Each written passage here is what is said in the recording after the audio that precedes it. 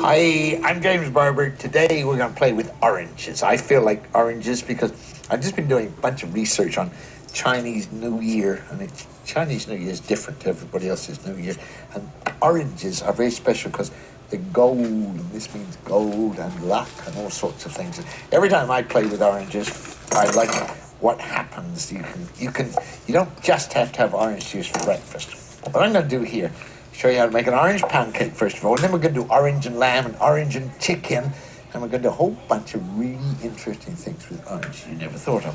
Get some milk, about half a cup of milk, and get the juice of an orange.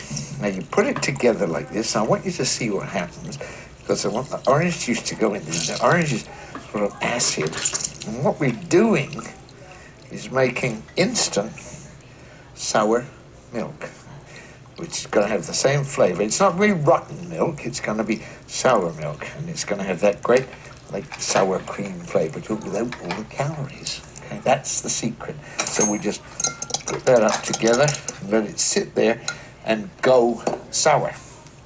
I've taken the zest off this orange before I squeezed it. If you ever want to, sometimes you want to peel oranges and you want to play with oranges and get them properly peeled, and they won't peel, they're hard to get.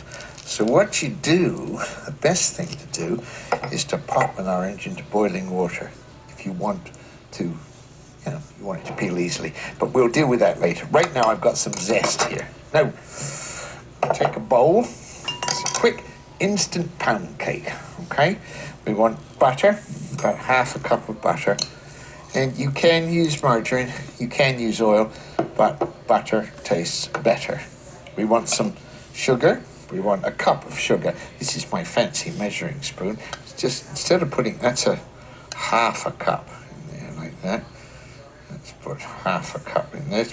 Let's leave some, because the less sugar you put in things, the better they taste, I think.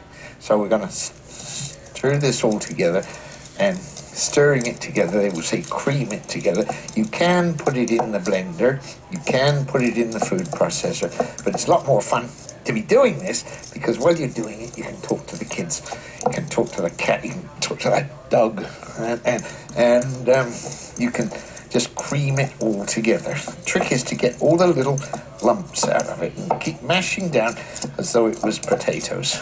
Right? It'll cream easier if you've got more sugar in there, but we're just trying to look after our waistlines. Okay, so there we are.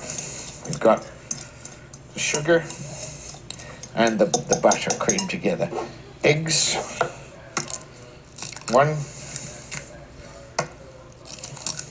2 eggs. Same, instant meeting together. See, things are now going, just a few little granules in there, which will give it texture, that sort of fluffiness you like in a cake. Okay, we want some flour. Now, again, flour. See, it doesn't matter what kind of measuring thing you use. I mean, this is about a cup. Well, there's half a cup, bang, and there's another half a cup, more or less.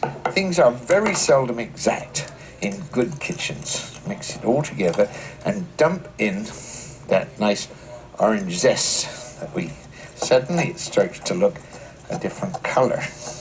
We want some baking powder. We should have put the baking powder in with the flour. We didn't, we forgot. So we'll put it in now. We'll sprinkle it all over so that it starts not just in one lump, so that it gets to be mixed throughout the whole lot. Mix it together until it's getting quite stiff and lump. But you do want the flour to get incorporated.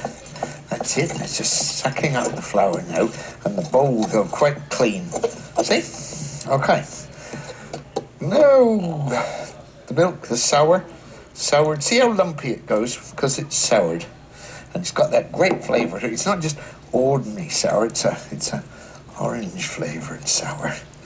And then you have to do it, just wriggle it in there, slosh it up quickly, get the side of the fork going, and make sure you pick up all that's it, it's going now.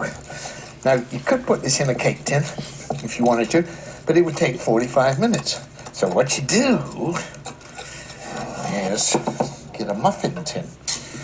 All right, a little grease in the muffin tin, a little fat, whatever, and then you just pour it in there. I'm going to get a spoon or something to do this with. It'll be, here, this is a good way to do it, right? I'll just pour that in there like that.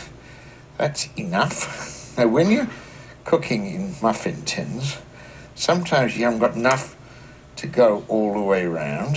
So what you do is, there, fill those up like that. And then the ones that you haven't got anything to put in, you put in a little water, because that will make it balance out. So here I've got a kettle. It means that this lot on this end doesn't get cold, and it's sort of balanced. You just try and be a little bit more careful than I am.